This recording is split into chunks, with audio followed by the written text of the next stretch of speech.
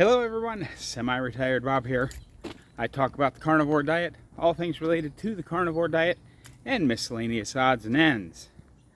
Today, I'm not going to talk about anything. Well, I got a couple of things to say, but at the end of the video, we're going to hear what a doctor says about your why. First, let me say, welcome to all the new people. I'm glad you're here. You might be asking yourself, what in the world am I watching here, Bob? Well, basically, you're watching me walk. That doesn't seem super exciting until you realize that 15 months ago, I couldn't do this. I could barely stand for 2 minutes without severe pain. Now, I'm out here walking every day. I'm not walking very far today because it's really hot out. And I've been at the first day of the Omaha Hard to Kill Summit. I just got home from that. Changed out of my nice clothes into a pair of shorts and a t-shirt to take this little walk. And I had planned on today's video, because you guys will see this on Saturday. This is actually Friday evening. I had planned on doing just a little montage of all the one-question interviews that I did today, and I got a lot of them. You'll see them all in future videos. But Dr. Palmer had such an interesting answer to my question, I decided to feature that one all by itself at the end of this video. And the question I asked, and we'll be seeing everybody's answer to this in the coming days. But the question I asked is, if you had somebody in front of you that was debating on whether or not to do the low-carb, keto, carnivore lifestyle, what's the one piece of advice you would give them? And I think you'll be almost as excited about Dr. Palmer's answer as I was. For those of you returning to the channel, welcome back. I'm glad you're here.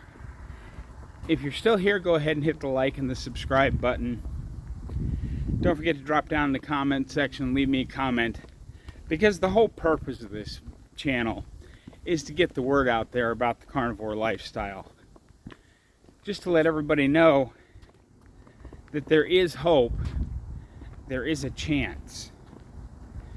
Will it work for everyone? I don't know. I think everyone will see some improvement. Will everyone see the type of improvement I've seen? I don't know. But I think everyone will see some improvements. One of the couple of quick things I wanted to talk about while I just take this short walk. And the reason it's so short, besides, I had my get together at the miniature golf course yesterday. And that went really well. It actually seemed very nice out because we were in the shade and there was a breeze blowing. But the heat index the whole time I was out there for almost 8 hours was 108 degrees. And that's like child's play compared to today, because according to the heat index right now, it's 10 degrees hotter. The heat index is 118 degrees out here, folks.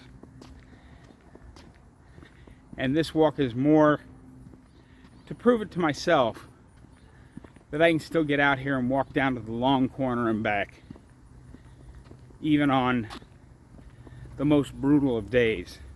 We're supposed to get a front move through tonight, and tomorrow's supposed to just be a high of 85.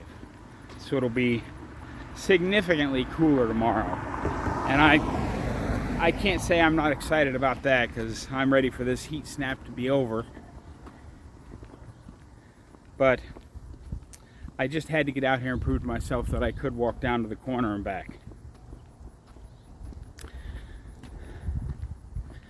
And since if I want to get in out of this heat, I have to make it home, I think there's a pretty good chance that I'm going to get this walk in. now that I've gotten all the way down to the corner and I've turned around and I'm going back. We are so close. Today is the 28th, so tomorrow will be the 29th. So we've got just a couple of days left. And I know it's harder on days like this to get out there and get some steps in, but we are so close. It's unbelievable. It makes me smile. As a channel, for those that are reporting their steps, we're closing in. I mean, we're so close to 3 million steps as a channel this month. I'm pretty sure we're going to get there and go beyond. At the way people are out there moving, we might even get to 3.25 million steps. But like I said, I wasn't even thinking that we'd get to 1 million steps when I put this challenge out there. And now we're closing in on 3. Great job, guys. Just absolutely phenomenal way to get your functional fitness started by walking. And have a lot of new concepts that I am thinking about today from information I got at the Hard to Kill Summit. And I'll be sharing those with you over the coming weeks as well. I, of course, am going to do some experimenting on myself before I talk about them. But, yeah, we'll see. It's been a very good conference so far. I am home a little early. I didn't stay for the final session because the last speaker was talking about metabolic health and menopause. Well, not only am I a guy and not going to have to deal with menopause, but it's not like I have a wife or somebody to pass that information along to. I may glance at the video and see what she was talking about just in case one of you has questions about it. But I was getting really hungry because the only disappointment, and it's nothing against them because I mean it's food that you order. Well, they had this pizza place that you could put your order in the morning, and that's what they'd bring you for lunch. And I wasn't brave enough to try one of their keto pizzas, so I ordered what they called a meatball, and it was just 3 or 4 kinds of meat in a little bowl that had some cheese on it, and it was baked. It was pretty good. That's not what I'm disappointed about. But it was really small for $15. Really, really small. I mean, it was barely 5 bites of food. So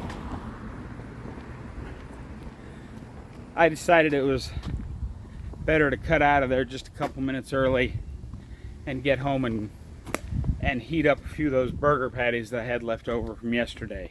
So that's what I did. But all things considered, it being 118 degrees out here with the heat index, that walk went pretty good. I'll have a lot more thoughts on the Hard to Kill Summit moving forward. But for now, and can you guys believe this? I found Dr. Palmer here at the convention. Dr. Palmer, if you had somebody that was thinking about this lifestyle, what's the one piece of advice you would give them?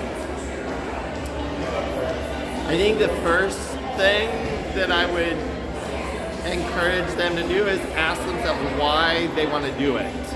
Because people do this lifestyle or a ketogenic diet for very different reasons. You could be a young child with treatment-resistant epilepsy, and you need a different type of ketogenic diet than somebody who's doing it to lose a few pounds.